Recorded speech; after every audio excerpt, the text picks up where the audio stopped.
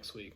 But I think we'll get started right now. So the main book that I'm using for this study, if you'd like to get a copy, is going to be Reformation Anglicanism, Volume 1, A Vision for Today's Global Communion. So Dr. Ashley Knoll is one of the editors on this with John W. Yates III. I'm not familiar with him, but Dr. Ashley Knoll is generally considered the world's foremost scholar of Thomas Cranmer, the main reformer of the English church, I would argue. It's not as simple as some of the other reformations, as we'll get into, but he's a really good figure for learning about Anglicanism as far as the Reformation goes and kind of getting a feel for what the foundation of the Anglican tradition is as distinct from other Christian traditions. So if you'd like a copy, it looks like this. It's on Amazon, I think. Crossway does it. There's 2 volumes, so you could get it as a series. Right now they're working on some more, but this will be what I'm going through. Tonight's just on most of chapter 1. I couldn't quite squeeze all of chapter 1 into tonight, but I decided to go through the English Christian history up until the Reformation, as you see up there. So hopefully what I can answer tonight is just a simple answer of what is Anglicanism. If you don't know, I'm sure you guys all have an idea already. So what is Anglicanism? I'm going to propose that there's 4 main working definitions, I think, that are all pretty good answers that I've heard pretty common. The first one is going to be Ecclesia Anglicana. So that's going to be Latin. That kind of means the English church, Church of England. You can take that to mean before the Reformation, after. I think that began to be popularized as terminology a little bit after the Reformation, mostly as, I think, a response to Roman Catholics that were kind of questioning if Anglicanism's a valid tradition. And I think the answer was to say, well, this is the English church, but this is the church.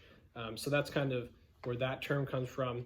You have a little bit of that before the Reformation. So I think in the Magna Carta, it uses a similar phrase to talk about some protections for the church, actually, before the time of the Reformation. That was an English document that was trying to put protections on citizens, kind of limit the power of the monarchy. And so you actually have the English church mentioned there with some similar language. The second definition I'm going to give is Reformed Catholicism. You might have heard this before, maybe not. Oftentimes when people think of Anglicans, they think of Catholics that wanted to get divorced. And I think it's a little more complicated than that, but it's true. The Anglican tradition has some very Catholic elements, but that can mean kind of 2 things. And so with this, often it's used to kind of talk about the Catholic heritage of the Anglican tradition, thinking about we still have priests, bishops, deacons. If you think of a lot of different Protestant traditions today are just congregational, like a lot of obviously Baptist churches, but also most non-denominational churches will be congregational in their structure, but also Presbyterianism and the Continental Reformed tradition. They've kind of carried on this idea of presbyters, or that there's really one order of clergy, and all clergy are kind of the same in hierarchy, and they rule together kind of as a plurality. Anglicanism is a little more complicated. We have the 3 main orders as far as ordained ministry goes, and then like the bishop said on Sunday, in some sense the lay people are also confirmation is kind of like an ordination. We have the bishop, priests, and deacons. So that looks a little more Catholic, especially the language of priests. You'll find, as far as I'm aware, the only other Protestants that talk about priests as an ordained ministry are Lutherans in the German speaking areas. So I think in German, pastor and priest are the same word. I could be mistaken. I know that they have kept an episcopal structure, but that's pretty unique worldwide for Anglicanism. You'll find the Eastern Orthodox, Oriental Orthodox, and Roman Catholics still have that structure with a couple extra layers to their hierarchy. But that's kind of an area where we've kept a Catholic element in Anglicanism. And then the Reformed language. It has elements that look Catholic. It has the sacraments, it has the episcopacy, but also the Anglican Church is actually a Reformed church. The Anglican Church as we know it, comes out of the Protestant Reformation. We have the 39 Articles in the Book of Common Prayer. Those documents come out of the Protestant Reformation. Those are distinctly not Roman Catholic. They're not Eastern Orthodox. They're from the Protestant side of things, and they reflect the theology of the Reformation as well, while maintaining some of that Catholic heritage. And I think in a synthesis that I think is a good thing, and that gets a little controversial in some areas. Now, the third definition I want to give you for what is Anglicanism is the via media. So that's going to be kind of similar. In Latin, that means the middle way. So when we say the middle way, a lot of people might think that means between Catholic and Reformed. What that actually means is a middle way between Lutheran and the Continental Reformed. The Continental Reformed were particularly the Calvinists. So in Geneva, in Switzerland,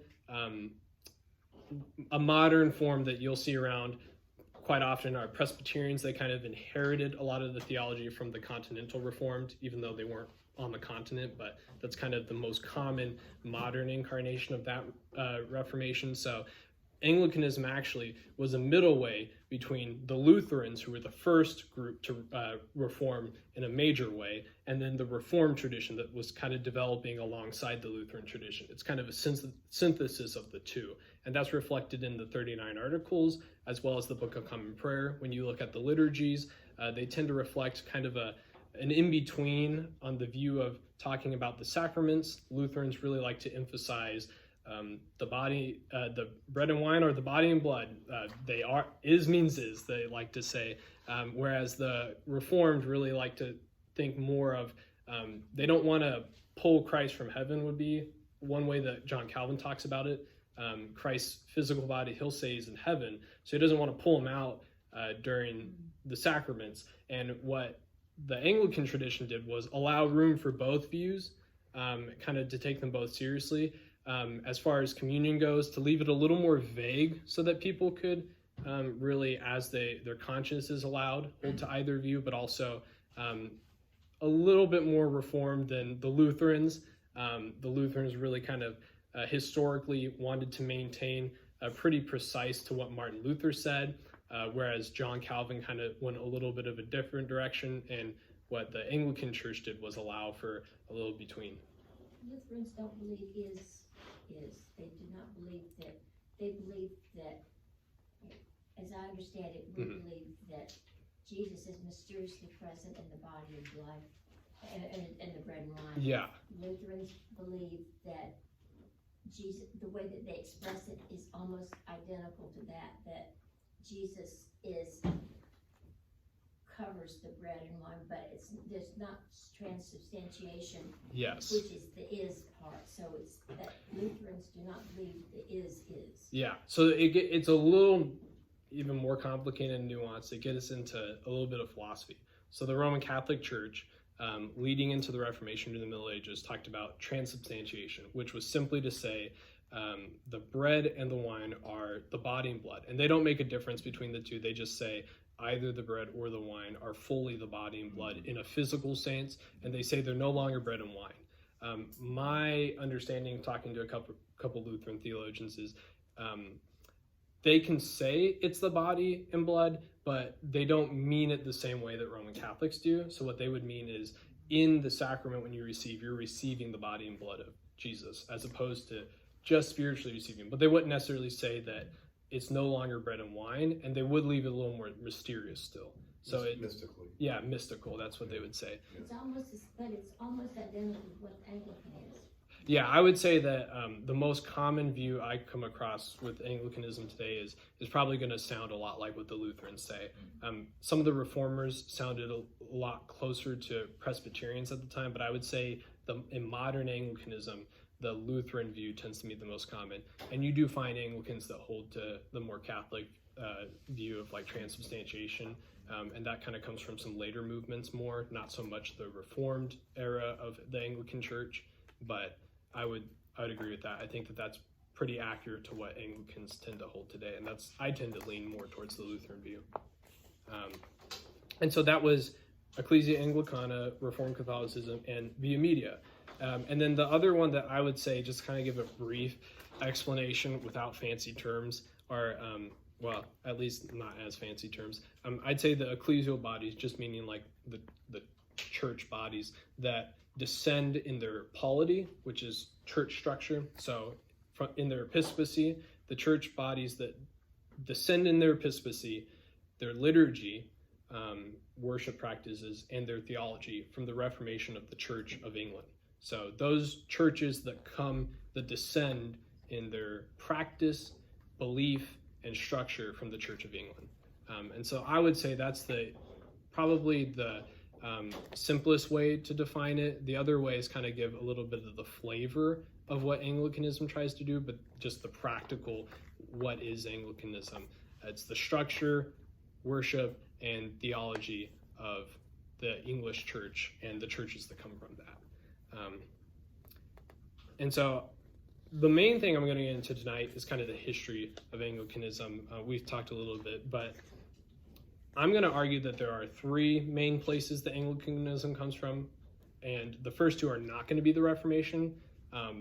Obviously, Anglicanism, like I've said, is a church of the Reformation. It's a Reformed church. But there's really two other explanations for where Anglicanism comes from that I don't think are contradictory, but really give some extra layers to the church we have today. So the first example I'm going to bring up is the early Celtic church. So these were kind of the first inhabitants in the area that we talk about Britain now. At the time, the people wouldn't have been English, but during the first century, there would have been Celtic people there. We don't quite know where this church comes from. Sorry. We don't quite know where the church comes from for sure when we talk about the Celtic church. But what we do know is there were Christians there by the time the rest of the world figured it out once they visited. So likely, there's some apocryphal tales of what happened. This church, it was a full-fledged church. They had bishops and priests. They'd had monks for a while. That was the main form of the Christianity they had there. But what we don't know is where they came from. But there is one tale that says Saint Joseph of Arimathea. This is the man that owned Jesus' tomb. The idea would be that he was an apostle to the Celts. Kind of like a lot of the other older churches like the Roman Catholic Church, the Oriental churches, and the Eastern churches, they all tend to trace their lineage of bishops to particular apostles. I think that the Coptic Church traces themselves to Mark. The Roman Church obviously traces themselves to St. Peter. I think the Church of Antioch also traces themselves to Peter, and I'm not 100% sure on what the other churches say. I know there's a pretty old tradition in India. I think Ethiopia might come through the Coptic Church, but you think of the Greek Orthodox, not quite the Russians, it's a little more complicated, but the Greek Orthodox and whatnot, they all tend to claim they come from one particular apostle, which is where their bishops are called patriarchs. So in the early church, what would happen is you would have the priests, deacons, and bishops, but different regions would all their bishops would listen to one bishop called a patriarch. And these were the bishops who directly connected to an apostle. So in the Western church, everybody listened to the Pope. And Pope just means like father, kind of like Papa. And like priests are called father. Sometimes bishops are given that language too. And the word patriarch means father.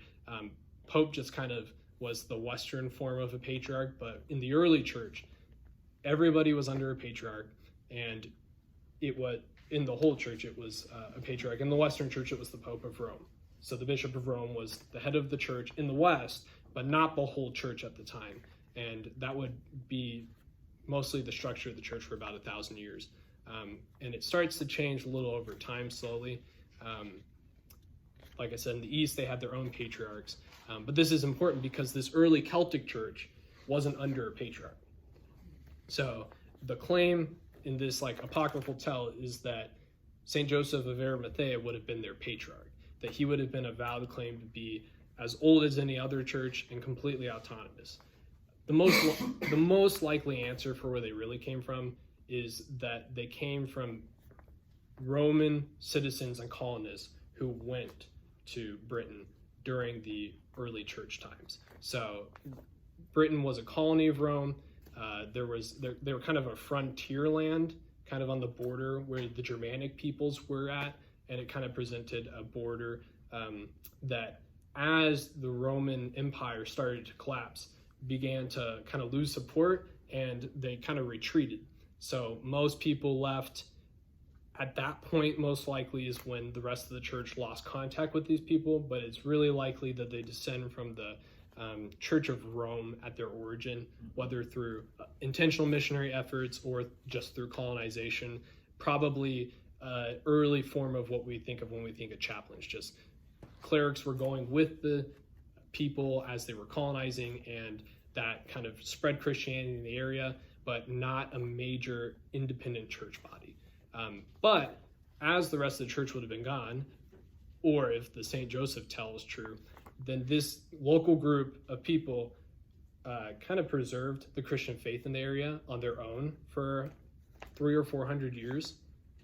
And this was mostly through monastic communities. It was primarily monks.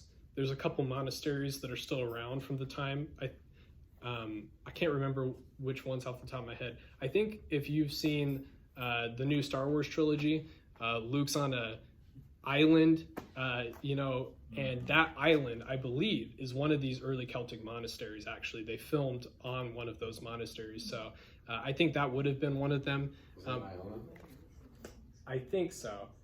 There's a few different areas, but I think that was one of them. They kind of have a unique flavor. You might think of like Celtic crosses. I have a Trinity knot here. This is typically a symbol we use to represent the Trinity.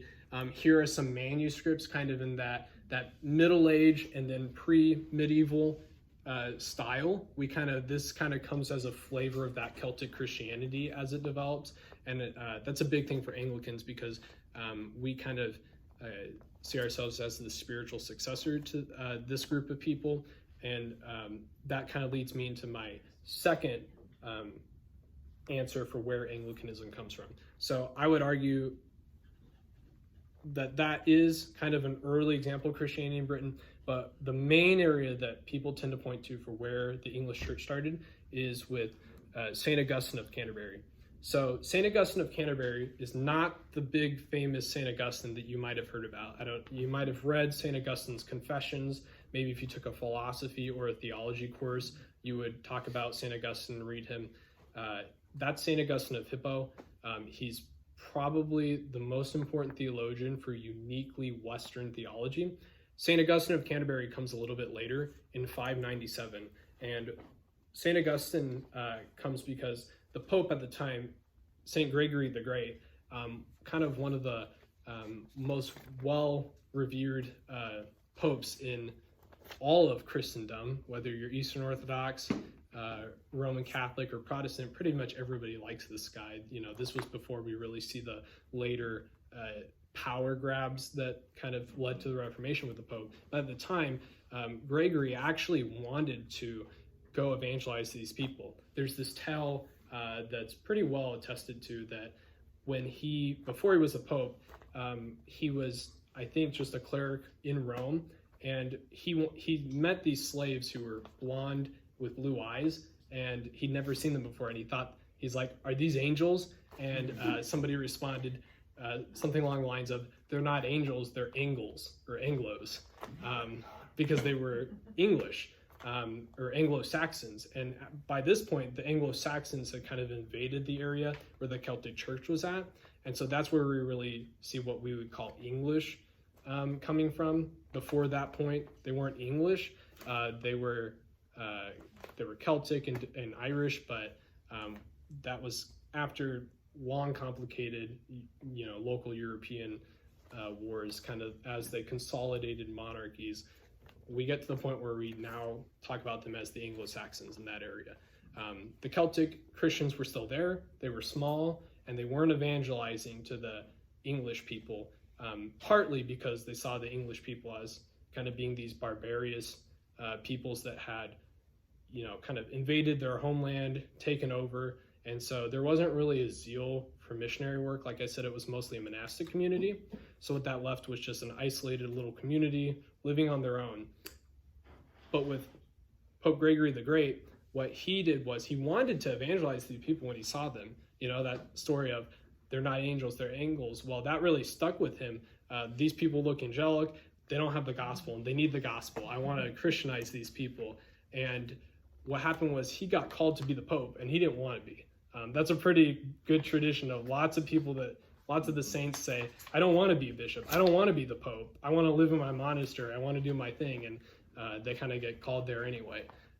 So he couldn't leave because now he's kind of the most important bishop in the Western Church.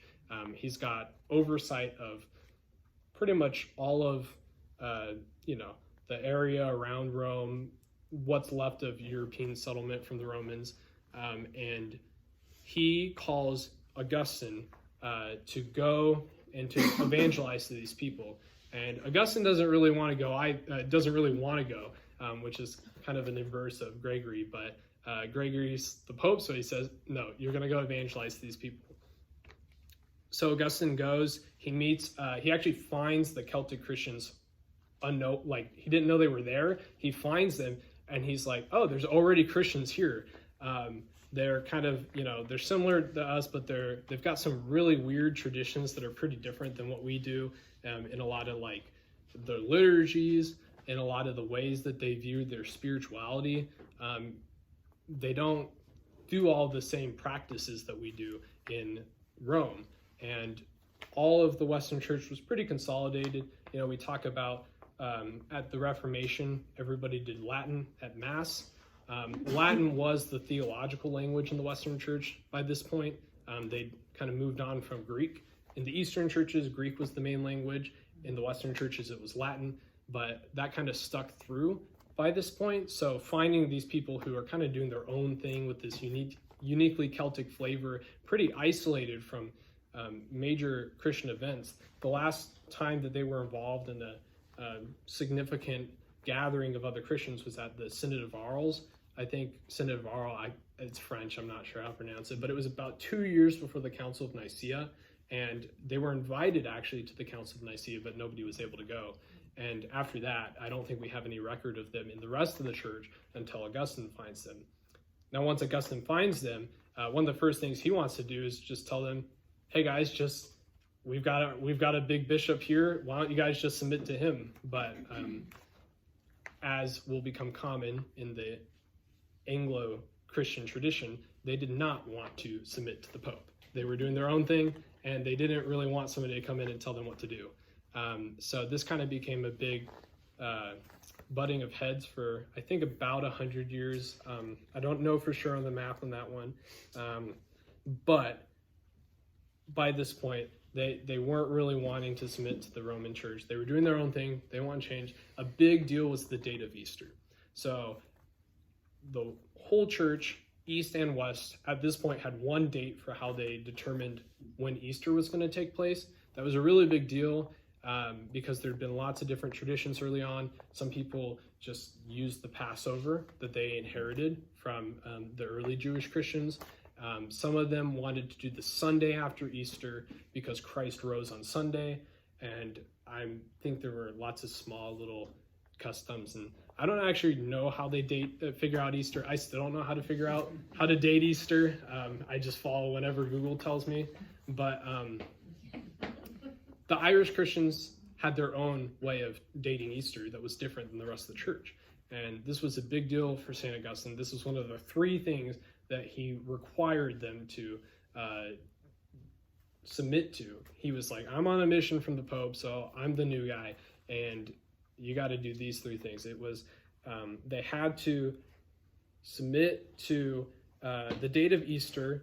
I think that they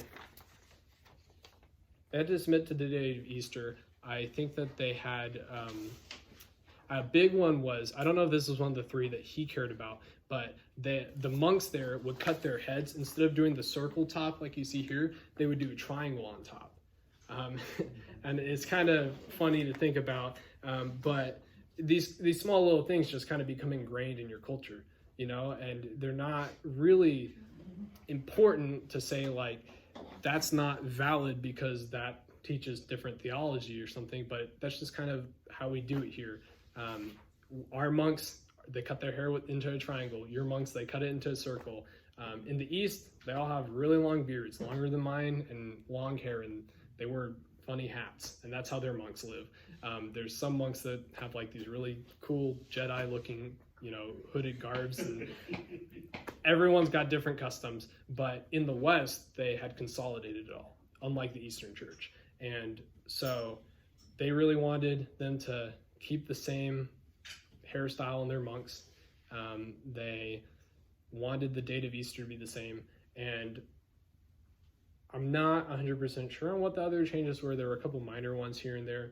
I think the liturgies they wanted them to conform a little more. There was some areas of freedom, but the Celtic Christians weren't willing to submit to the changes Augustine proposed. So through Augustine's life, we don't see that union of the two churches, but what we do see is Augustine begins to plant churches and evangelize to the English people. Actually, that does remind me of what the third main one was. He wanted them to evangelize to the English people, and they didn't want to. So Augustine begins to do his missionary work, evangelizing the English people. He establishes what's called the See of Canterbury. This would be where the modern head of the Church of England, his episcopal see, where he's the bishop of, is at. That's why he's called the Archbishop of Canterbury. St. Augustine was the first Archbishop of Canterbury. And what this was just really to put a foot of Rome in the area so that the church could really have a see. And that's carried a lot of historical significance for Anglicans. At the cross I had up here at the beginning of the slides is called the Canterbury Cross. It kind of is associated with Anglicanism. It just really is like we owe a lot of spiritual heritage to St. Augustine, especially because the first number of generations of Anglicans, and even to this day, still a lot of Anglicans really are English and just really owe a lot of the Christian heritage to St. Augustine. And Anglicanism's become a more worldwide tradition, and especially in places like the U.S. where it's less mono-ethnic. We see a lot more people going in and out of different things. Like nowadays, you pick and choose. Are you going to be a Presbyterian? Are you going to be non-denominational? Are you going to be Anglican? But for so much of history, you were just whatever your local region was. And that doesn't mean people weren't serious. People were very serious about their faith in the Middle Ages, but you were kind of just stuck with what was around you. You didn't have all these different denominations or other religions around. You were what was there. And so for a lot of English and even other people that have inherited the Christianity through the Anglicanism, we owe a lot of heritage to St. Augustine. So what happened to the Celtic Church? What happened to them? Well, I'm going to get there. So I might not have written it down in here. I think about 100 years after Augustine was first active, it was after he died. It wasn't too long. We get to the Synod of Whitby. So the Synod of Whitby was, I didn't put it here. That's my bad. The Synod of Whitby was a meeting that kind of came later between the English church and the Celtic church. And what was done there was, again, kind of those three things that were important got brought up. It was the main one that sticks out is the date of Easter. Obviously, they stopped cutting their hair into triangles because I've never seen pictures of monks with triangle haircuts. But the Celtic Christians were supposed to submit to the date of Easter, and it was going like all the earlier meetings had gone, no progress. And then what happened was they began to talk about, they attributed their date of Easter to some of their saints that had gone before them. And a lot of the tales of the saints carry a lot of miracles, especially with the earlier evangelists. And so there were figures like St. Aidan of Lindisfarne. If I'm not mistaken, he's the first martyr of Britain. And there were miraculous tales associated with St. Aidan. And one of the things they pointed to is these people are saints. We've seen God work miracles in their lives, and they didn't follow your date of Easter. And we've always had this date of Easter. We're not changing. And what happened was not St. Augustine, but the delegates from the Pope at the time, they just kind of, they had politics, and eventually what they said was, well, we have St. Peter, and he's a big deal. Yeah. And he says to do this date. And now we're all united. So they might be saints, but they were wrong about that. And it's important that you submit to this. And at the time, it really was just, there were no divisions in the church. There was one church, and these Celtic Christians were on the side. And so I think just reasoning, they said, why are you going to remain separate? It's not worth it. Everybody else does it this way. They submit, they unite, and they kind of go forward. Ireland becomes a really big Catholic nation eventually, especially out of the Reformation. But what this does do is instill in the area kind of this bit of autonomy. So even though at the time they submit to the Bishop of Rome and to the Roman Church, they figure it's better for unity that we join together. But it really instills a sense in a lot of the people that we're not just Roman Christians. We're our own kind of Christians. We have this unique heritage that we've inherited. And for a while, English and Irish Christians really had a lot of overflow between each other in spirituality. Nowadays, we think of the kind of conflicts between Ireland and England and English rule, but that wasn't the politics of the time. So the English and Irish didn't have this kind of blood tension yet. So their spirituality is really intertwined, which is where a lot of Anglicanism gets Irish spirituality, ironically. And so that's kind of really the history through Augustine's mission. So then the third place I really want to point to for where Anglicanism comes from is obviously the Protestant Reformation, specifically the English Reformation. That was a cool question around Pope Gregory. Sure. I thought, from what I understand, because they make the joke that Pope Gregory was the last good pope. Yeah. Because basically St. Augustine went back to Pope Gregory and was like, hey, these guys aren't doing what I'm saying. And then Pope Gregory said, as long as they believe, they're good. Something along those lines. Yeah. And that's kind of what really set England, or the early English church, as far as a precedent for their own separate way of worship and practice. Yeah. So like I said, they submit to the date of Easter, but they do actually keep this unique liturgical heritage where it's called the Sarum usage. So they still use the Latin Mass as it developed, but what they did is they had unique flavors to their liturgy that came from that heritage, and that's called, nowadays we call it the Sarum usage. I don't know if we really know where that name comes from, maybe just the local area called Sarum. What does that mean? I think it's just the name of the area. So it's just kind of where they were doing this unique practice.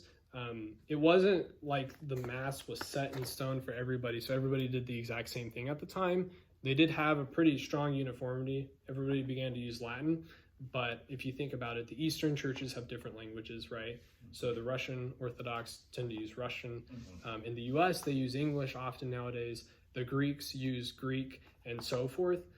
So there was a level of allowance for local custom, but in the West, it was mostly through Latin. So what they did do, to what you were saying, was Gregory allowed, they had a little bit more diversity. They did the Mass, they did Latin, but they had extra traditions they worked around it. Kind of like for us, if you use the Book of Common Prayer, you can put hymns here and there wherever you'd like.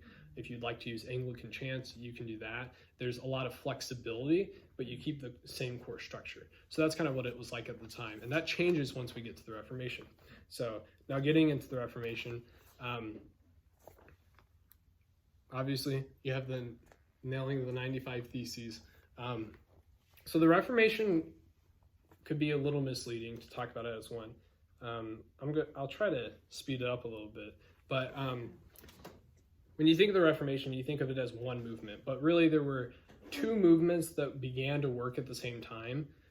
So you have Zwingli in Switzerland, I believe, and he's starting this local movement around the same time that Luther starts. I think Luther has him beat by like a few years, but at this point it's not going across Europe. So people are pretty familiar with Luther. Obviously, Luther's seeing some abuses. He's been a monk, he's a priest, and what he does is he's seeing that they're selling indulgences, right? This idea of purgatory is developed, that you after you die, if you're a Christian, you still have to be cleansed or pay off the time for the sins you've committed. You have to pay the temporal effects of sin. Like Christ has forgiven you, you can still go to heaven, but you have to wait until you've been cleansed after you die. And what the Pope also begins to do is to say, well, I can give you an indulgence, which is using the graces from the saints that have gone before. They've stored up this storage of grace that I can give to you. And that's really what purgatory looked like in the Middle Ages. It looks a little different nowadays. Oftentimes, if you talk to Catholics, they'll give nuances to how it works. But what really began to happen was through the Crusades, the Pope would offer, you can pay for indulgences, or you can do things for indulgences. And so you had people doing this thing. There's this tale of a guy that said, as soon as a coin into the coffer rings, the soul out of purgatory springs. This idea that you just pay money, you get out of your punishment. And one of the big things that Luther nails was to say, well, if you have all this, like you have the power to forgive people's sins from all this and get them out of punishment, why don't you just do it for free? Aren't you a Christian? Isn't that part of what we're supposed to do? And if you're able to get people out, then why make them pay for it? And people were also, like, a lot of people were very poor at the time, so it was really an abuse that it was taking advantage of the vulnerable. There's nuances to how doctrines like purgatory start. They're not all just immediately overnight. People say, let's do this thing that can take advantage of people. It kind of has to do with the philosophy of the time, talking about grace slowly becomes kind of a quantity you obtain. And so then it kind of becomes this idea of, well, you need to get cleansed before you go to heaven. But by the time of Luther, it's really just simply a way to take advantage of people. And that's a problem. Luther's really troubled by this. But at the time, Luther's still a Catholic. And Luther's goal is not to start a new church. And that's often a misconception that people can have, is that the Reformation was just people starting new things. Or that up until the Reformation, there were no Christians. Like I've been talking about, obviously, there's a Christian history going through kind of an English-Irish tradition so far. But this is really true in all of Europe. It wasn't like the Reformers thought that nobody was a Christian at their time even. Obviously, they felt like there were abuses. And so Luther was addressing that. For Zwingli, like I was saying earlier, he kind of took a lot less conservative approach as Luther. So if you think of Luther, right, their theology of the sacraments, like I've talked about, obviously he clarifies 2 sacraments. Sometimes he says 3. For confession, but really getting down to that Protestant idea of the sacraments. But it sounds a lot more Catholic than a mere symbol. And what Zwingli starts to do is to kind of go a little further than Luther goes in the Reformation. And this will eventually kind of lead to why the Reformation is not one movement, it's multiple movements. He's kind of doing this on his own too. Luther's material hasn't really spread around yet. And what Zwingli's seeing is he's a celibate priest. By this point, I think in the 1800s, it became a rule all priests in the West had to be celibate, no matter what. Well, he's reading the scriptures and he's saying, well, Paul says to get married if you need to. So, and every time he's given qualifications for ministers, it's that they be a man of one wife. So that at least implies that they can, if not should, get married. And a lot of the reformers took that really seriously. Luther gets married to a nun, right? He's a monk. Both of them renounce their vows and get married. Zwingli gets married to, you'll see later reformers like John Calvin get married, and all the Anglican reformers, or at least some of the Anglican reformers too. But that really is kind of a thrust for him, and he's focused more on the liturgical changes. Zwingli really wants to focus on only if it's in the Bible. Luther's not saying only if it's in the Bible. Luther's saying the Bible needs to be the Bible needs to be the standard that we hold everything to, and if it's contradictory, we need to get rid of it. What we find in the continental tradition was what we find in, I'll say, the Reformed tradition, Lutheran and Reformed. And the Reformed tradition is this idea of the regulative principle. This means you can only do something if you find it explicitly in Scripture. And Calvin will pick up on this in the second generation of the Reformation from Zwingli, and nuance it a little bit more, but still that general principle. historically, you find that through groups like Baptists, Presbyterians, and that's not always applied the same here and there, but that is a major difference between the kind of three core Reformation traditions of Lutheran, Anglican, and then the Reformed. And so we have the Lutheran one going with the Continental, and they kind of meet. This is called the Colloquy of Marburg. And so this was a meeting between the two. By this point, Luther's been excommunicated, and he's started the Lutheran Church as a separate church because he's been kicked out of the Catholic Church. Zwingli's been starting his own thing, and they meet to try to unify the Protestant Reformation. But what they find is they can agree on just about everything except for communion. And Luther is just really, really flamed about it. He is unwilling to compromise. He says, in the Bible, Jesus says, this is my body, this is my blood. And if you can't say that, then we are doing two different things. Even though they agreed on justification by faith alone, sola scriptura, and Christ alone, and sometimes you have two others put in there, grace alone, and one other I can't remember, but even though they can agree on all these core ideas that really come to define what makes you a Protestant, they can't agree on the sacraments. And for Luther, the sacraments are so essential. The sacraments are where we receive the gospel for Luther. You receive faith, obviously through hearing the word, but also through the sacraments for Luther. And that's why you kind of get some language of word and sacrament in Lutheran tradition. Now going into the Continental Reformed tradition, I'm really running out of time. I told you I'd get you out in an hour, but King Henry VIII. So everybody thinks that he wanted to get a divorce, and that's the start of the Anglican Church. Well, I have two earlier examples of where the Christianity in England really comes from. But even here, what I'll say about Henry, I think it's a little overstated. It is important, though. I think that Henry's divorces were the historical reason that the English Church is separate from the Church of Rome. I would not say that is what defines Anglican theology and Anglicanism.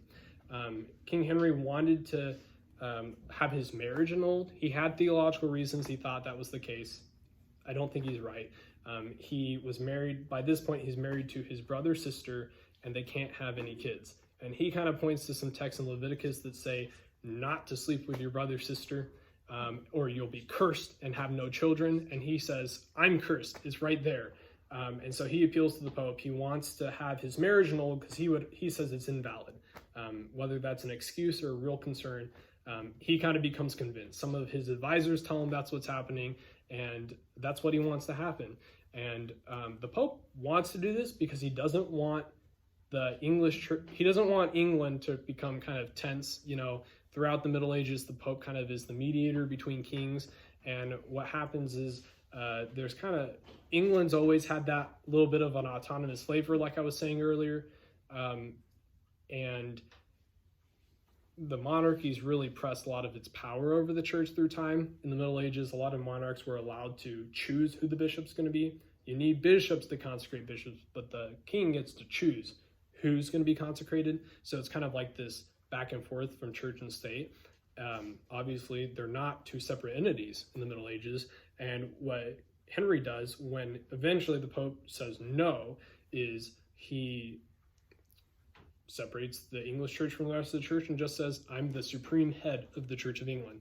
The Pope had wanted to annul his marriage, actually, but he would not, because the Spanish monarchy would have been upset about it. I think that his wife at the time was related to the Spanish monarch. So, monarchy politics going on, family drama. And so the Pope says no. So what Henry does is he just says, all right, well, we're no longer under the Pope. I'm the head of the church, and it's still Catholic in every other way. But what that allows is he pulls this guy, Thomas Cranmer, into power, makes him the Archbishop of Canterbury. And what Thomas Cranmer is able to do then, he's been in Oxford with a lot of the other Oxford martyrs, and they've been reading a lot of Lutheran material that's been kind of secondhand floating around. By this point, King Henry had actually banned all stuff on Lutheranism. This is really the second generation of the Reformation. Luther's been active for a while, Calvin is considered a second-generation reformer. He actually flees France the same year that King Henry separates the English church. So we have Tyndale's Bible had already begun to float around. Tyndale had translated the New Testament, and King Henry had said it's illegal to have a copy of the New Testament without a license.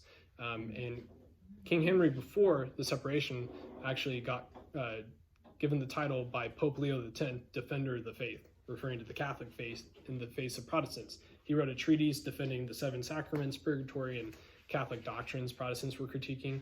So he was thoroughly Catholic. He just didn't like the Pope at the time. But Thomas Cranmer, along with some of the other reformers, you might have heard of Hugh Latimer, Nicholas Ridley, they had began to get copies of the New Testament and eventually Old Testament, as Tyndale's Bible was completed by Coverdale. They began to get these copies of Scripture. Erasmus was kind of the first guy to put a critical edition of the Greek New Testament together, and he'd done this in England about the first generation leading into Martin Luther and his Reformation. Luther got his from Erasmus. So England had been circulating these texts around, but it stayed Catholic. Now it's separate from Rome, but it's still Catholic, but it has all these Reformed texts going around. And this is influencing these guys at Oxford, which is the main theological college in England. And Cranmer, Latimer, Ridley, these guys begin to kind of introduce Protestantism around. Really, Cranmer leads the charge on this one. And Cranmer, as the Archbishop of Canterbury, is able to do more. He's an advisor to King Henry VIII. And you also have this guy, Thomas Cromwell. There's a lot of Thomases in England at the time. Yeah. Thomas Cromwell is less so, I would say, a Protestant reformer, as I would say he's a humanist reformer. So he's under Erasmus's school of thought. They kind of still felt they were Catholics. The reformers thought they were Catholics too, but they were less inclined to go towards Protestant ideas. Their focus was more thinking rationally and getting people to get copies of the Scripture. They wanted people to have the Bible. People hadn't really had access to the Scriptures before for incidental reasons. Most of it was just nobody read Latin. It wasn't so much that the idea was to keep the Bible from people. But as people hadn't had it for so long, it kind of became dangerous to give people a Bible because they might disagree with the church. And so Tyndale, and as a reformer more, and then the humanists have been trying to push these Bibles to people through secondhand means, through the black market. And Cromwell pulls from that humanist side of things. He's an advisor to King Henry VIII. Cranmer pulls from the reform side of things. He's an advisor to King Henry VIII. And they helped hatch the scheme to get King Henry's wife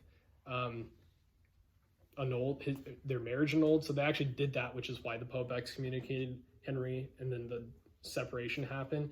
But then they continued forward, introducing Protestant ideas.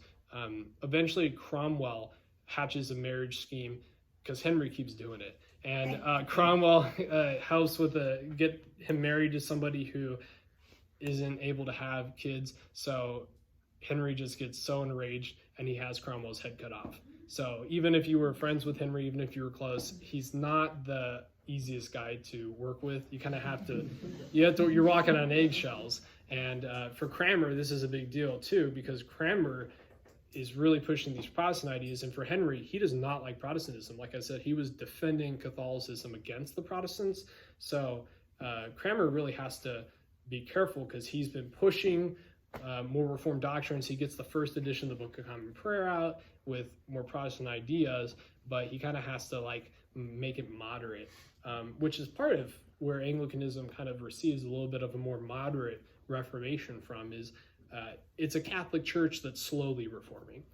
It doesn't just instantly go all the way Protestant. And so that's where it's very different in keeping its priests and bishops from some of the other traditions. Some of that's just an accident of history that the reformers didn't get it through right away. And you really have a lot of back and forths. So Henry eventually dies. And as he's getting older, he actually realizes that Protestantism's the only way to keep his legacy of a distinct English church alive. So he actually gives more power to Thomas Cranmer so that he can help kind of guide his son afterwards. Cranmer had been on the continent, kind of talking to the Lutherans and learning. And so he gets told that he's getting more power, so he goes back, and eventually King Henry dies, and his son takes over, and he doesn't live very long, just I think 6 years maybe, something like that. And Cranmer doesn't have a whole lot of time to get stuff done, because then I think Henry's other daughter or sister or something, somehow family connection, she gets into power. Her name is Queen Mary. You might have heard the phrase. Elizabeth came first. No, Mary was Catherine's daughter, I think. Okay. Daughter of Henry and Catherine. So Queen Mary takes over. You might have heard Bloody Mary before. She's called Bloody Mary because one of her main goal as queen was to remove Protestantism and by force. So she takes over. She's married to King Philip, who's the king of Spain, I think, and very Catholic. And she wants to reintegrate the Church of England. Unlike some of the other Protestants at the time, the Pope was a little more sympathetic. He said, if you guys become Catholic, I'll let you keep the prayer book and do stuff in English. So there was a little bit less of a strict difference. Obviously, there were doctrinal differences that Cranmer had been really pushing, but you have a little bit less division in England than you do in the other parts of the continent. And so she tries to reintegrate it. One of the first things she does is she deposes all these Protestant guys. So Ridley, Latimer, Cranmer, they're in jail, they're out. And eventually she actually has them martyred. So that's where we have the Oxford martyrs. You may have heard. They're kind of like heroes of Anglicanism. There's martyrs have always kind of been heroes in the Christian tradition. A lot of saints are martyrs. Most of the early saints in the church are martyrs, and that's one of the main ways that people were sainted or just locally recognized as saints through time, is that they were willing to stand for the faith in the face of death. And what happens is Ridley and Latimer are killed first, and then a year later, Thomas Cranmer actually signs a recanting of his Protestant faith. He says, this is wrong, I was mistaken, but he's so torn up about in prison that he's still going to be killed. Not a great persuasion to decide you're going to kill somebody anyway. But so Cranmer is going to his execution, and he actually publicly, before everybody, as he's going to be executed, says, I recant my recantation. Mm-hmm. And the tradition is that as he's being held at the stake, he sees the fire and he sticks his right hand in first, because that's the hand that recanted the Reformed doctrines he'd held. So Cranmer and the Oxford martyrs are martyred, but as the ancient saying goes, the blood of the martyrs is the seed of the church. And so as just a few years later, Queen Mary dies, she dies, she has no heirs, so no one's able to take over. So then Elizabeth takes over, and Elizabeth goes for a much more Protestant but moderate view. She doesn't want to go as far as the continental reformers go. She wants to keep everybody happy, but she's very strict. Everybody has to be united, and so she kind of passes these different legislations pushing for uniformity in the church. You kind of get more of a modern flavor of Anglicanism out of that. You get the 39 articles through this. Her Archbishop, Matthew Parker, kind of becomes a big name. You'll see publishing societies called the Parker Society that really want to push Reformation doctrine, but they also want to keep the episcopacy. They want to keep the Anglican liturgy they developed, and then as time goes on, going into kind of the reign of Charles I, what you've had is a long period of people in England really pulling more from John Calvin's reform in Geneva, where he really said, only if it's in the Bible. I don't want to, nothing that's outside scripture. So, for example, can clergy wear vestments? Well, he would say it's not in scripture, so don't do it. You have the liturgy. Are instruments in scripture? Nope, so no instruments. And so that's kind of the more extreme form than you'll find today, but that's kind of like what John Calvin's reform looked like. And that kind of carried the tradition in the Presbyterians as well, that pulled from there in Scotland. And so a lot of these people called Puritans that wanted to purify the church began to really take power in England, Parliament, which was really connected to the church at the time, and still in some ways has power. You have to get Parliament to agree if you want a new prayer book in England, so they haven't had one in 400 years. But Parliament begins to really butt heads with the monarchs because of some poor political moves the monarchs make, and the Puritans really find favor with Parliament. The Puritans, like I said, want to purify the church. You have a couple streams of Puritanism. It's not quite what we see in America today, totally. Some groups look like that. Really, the unifying principle for them was just, we want to purify the church from Catholic elements that we think have still kept in the church. And so, think of Zwingli kind of going a little further than Martin Luther did. Think of John Calvin, that's what was going there. And that really leads into the reign of King Charles II. Eventually, civil war breaks out. They're fed up with the king. They want to do things their way. Some of the Puritans want to be Presbyterians. Some of them want to introduce Congregationalism. A few of them wanted to keep the episcopacy, but just be really reformed. So an example of what that would look like, and a really good person would be J.I. Packer. J.I. Packer's a really big Puritan fan. He really loves the theology of the Puritans, but he's still an Anglican. And so Puritanism didn't mean not Anglican. It could mean a lot of things at the time. They just wanted to purify the church they had at the time. But Civil War eventually breaks out, and Charles II is killed. Some people consider him a martyr if you were maybe a more high churchman, but he's killed, and for a while you have the English Civil War, and then what you have is a reign of the only period of time where England was a republic, as well as the Puritans kind of changing structures in the church. You have the episcopacies torn down for the time. You have the Westminster Confession of Faith that Presbyterians use today is written by the Church of England at the time, who are not quite using the episcopacy. I don't know that it would be proper to call it a presbytery, but they were kind of doing things differently. And so you have the Westminster Confession of Faith written to kind of guide the church going forward. It doesn't get passed into law.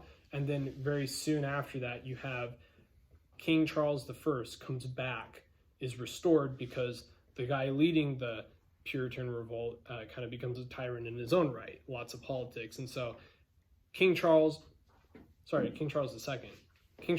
comes back, is restored. It's called the Restoration, and the bishops that had gone into hiding are brought back, reintroduce the episcopacy to the church, and from there you have the modern form of Anglicanism. So you kind of see the complicated history of it. What that's really left us is that principle Elizabeth introduced is brought back, that really wants to push in the Church of England and later Anglicanism. We want to maintain the traditions we have that are not contrary to the Word of God, but we also want to put Scripture as the foremost authority in the church. So it looks different than a lot of Protestantism, especially today, because a lot of people really want to purify what they see as Catholic elements. But the English Reformation, similar to Lutheranism, really wanted to say, if this is good and it's not contrary to Scripture, then we should keep it, especially with this idea that Christians before us knew what they were doing, so we should really listen to them unless we think there's important reason to disagree. And Anglicanism's kind of, I think, held a great tradition of recognizing the Christians before them and not just deciding that they were the first in 1,000 years to be Christians. And that's what the theology of all the reformers was. None of the major reformers were saying that the church was apostate at the time. You even have Luther and Calvin saying that there are true Christians and true churches in Rome. They weren't trying to say that the Reformation was the first time we had Christianity since the apostles.